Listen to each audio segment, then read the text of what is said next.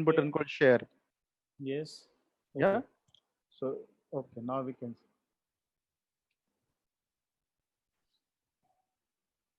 Okay.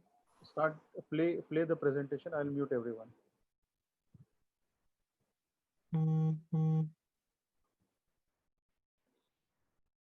Okay. Yeah, Is Yeah. it You can showing? go ahead. Yeah, yeah, you can go ahead. I mute We everyone. go ahead with the last talk of the session. That's about tibial graft fixation.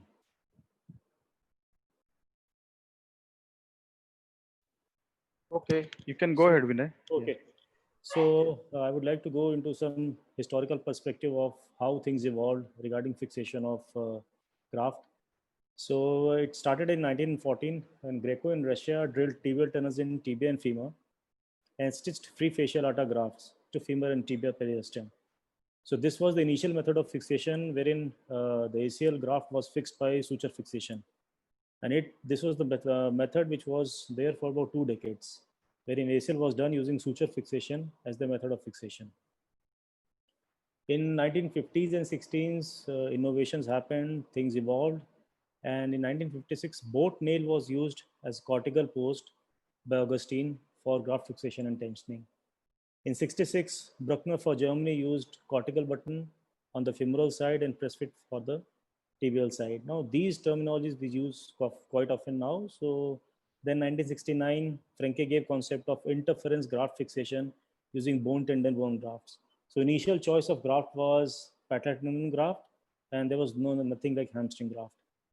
In 70s and 80s, Galloway gave the concept of non-anatomic extra-articular ACL fixation with sutures and staples.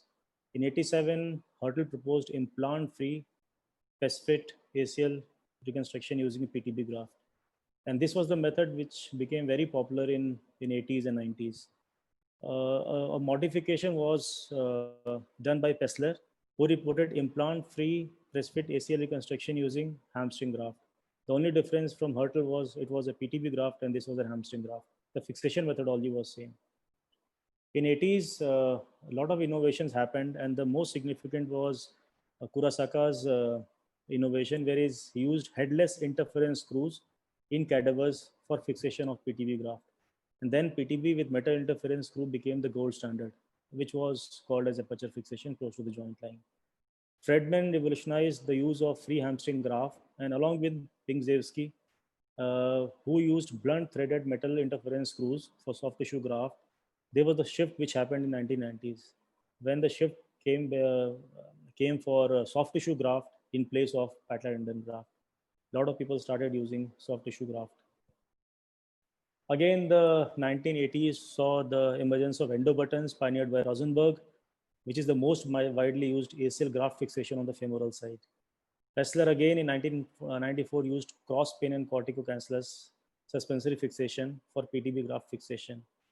Clark modified this method using again cross pin corticosuspensory fixation for soft tissue graft. And this was done in 1998. And this method became very popular and was popular for next 10 years before it faded down. So out of all these innovations, we finally landed up with basically two fixation methods. One is intra-tunnel fixation method and then the extra-tunnel fixation method.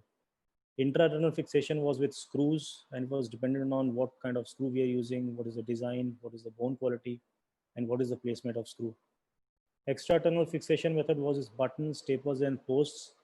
Extra-tunnel fixation had some concerns because the fixation was away from the joint, like bungee effect and windshield wiper effect.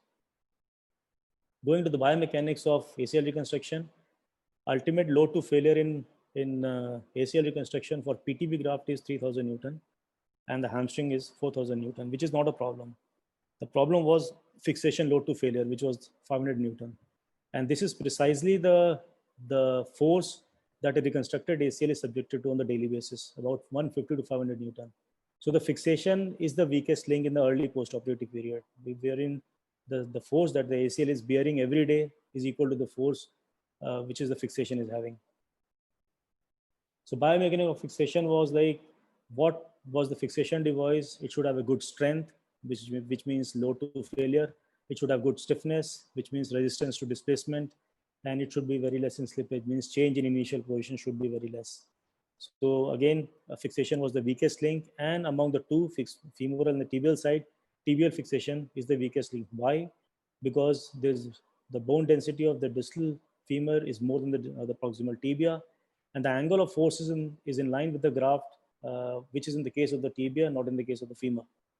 And then bone strength falls away from the joint line, wherein the tibial fixation devices are holding the graft on the tibial side.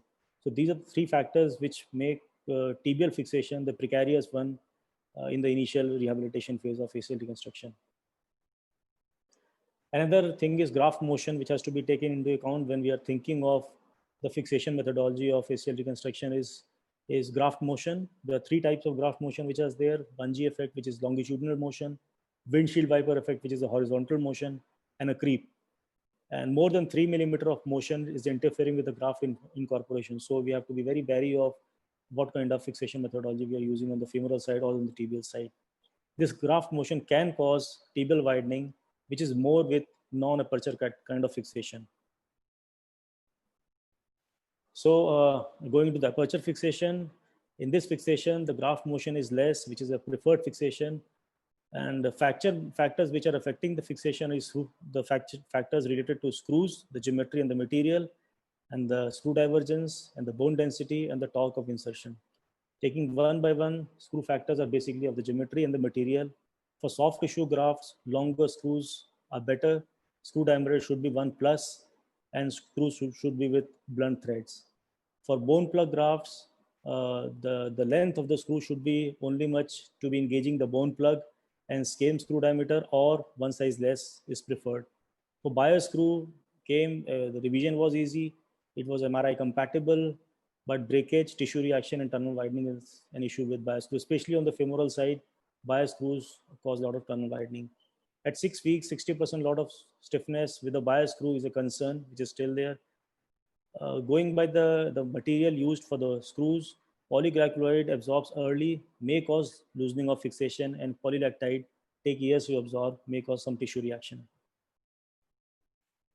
For the torque of insertion, more resistance, better fixation, more with the metal screws. Just we discussed about this, better if prepared by tunnel dilatation. So what was the method is, reaming initial was done by 2 millimeter less, and sequential dilatation was done, and this improved the torque of insertion, thereby giving better fixation. Screw divergence, it is proven in various studies that more than 20 degrees of divergence of screw will compromise the stability of the graft.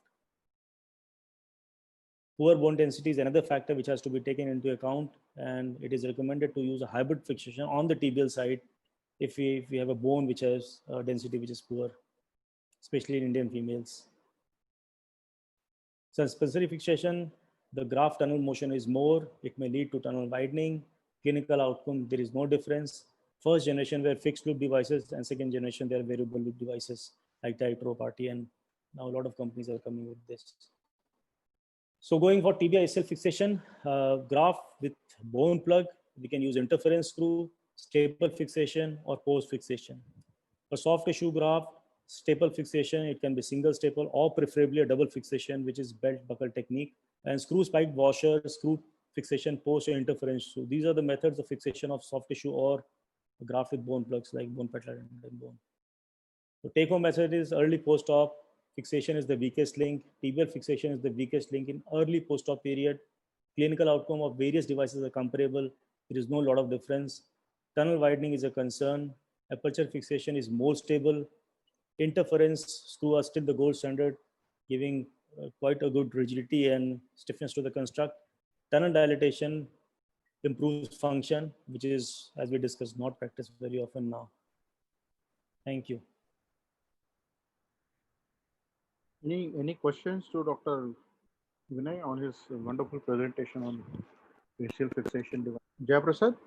Vinay, most of the times the tunnel screw divergence like more than 20 degrees or 10 degrees, and when we are putting a guide wire inside, sometimes it will come out, and again we are putting it may little deviates, and sometimes Smith and Nephew other screws, that guide wire is a very thin, so it will deviate even when you have an axis of different axis, it will go into that side, and then it will come into the.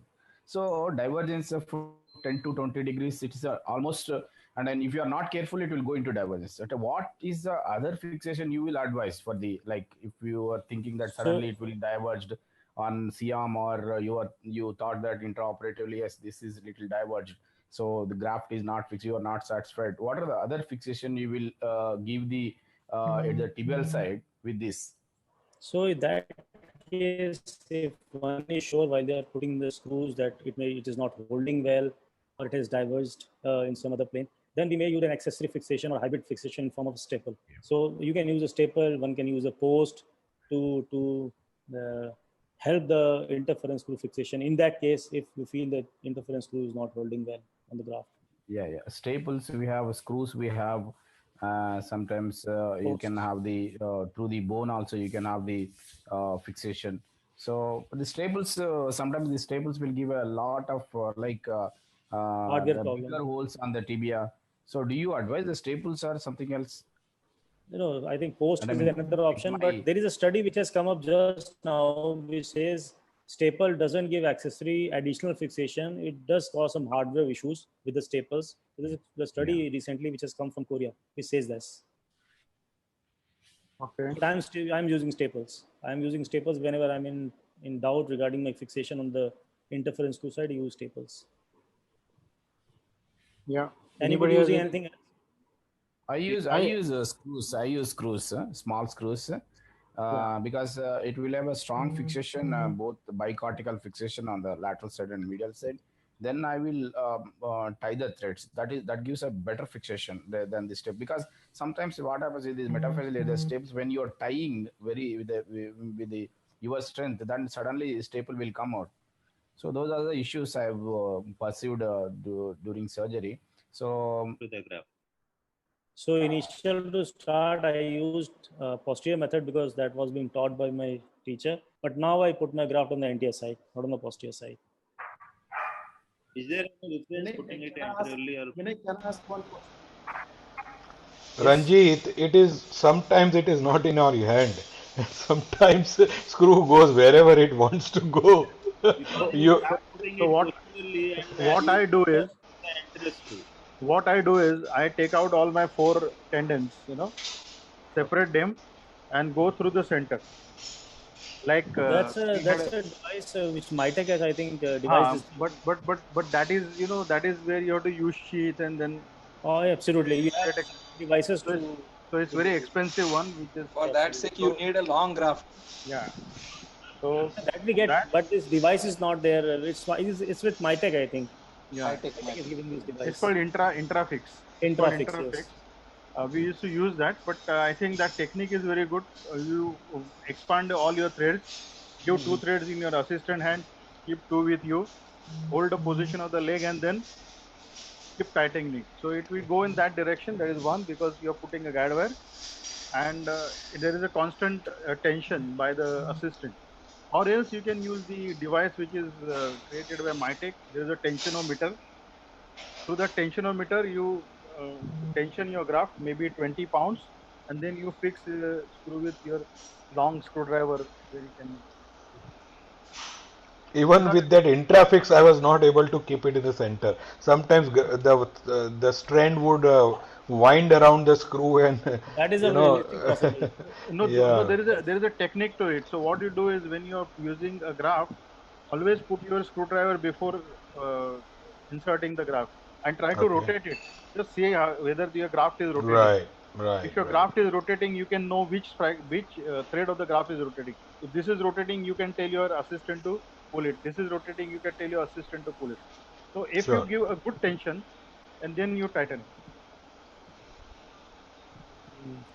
Okay. So Any you need any two assistants. you always have two assistants. Come on, in India we don't have. So When India, Roshan is a big boss, he will have three assistants.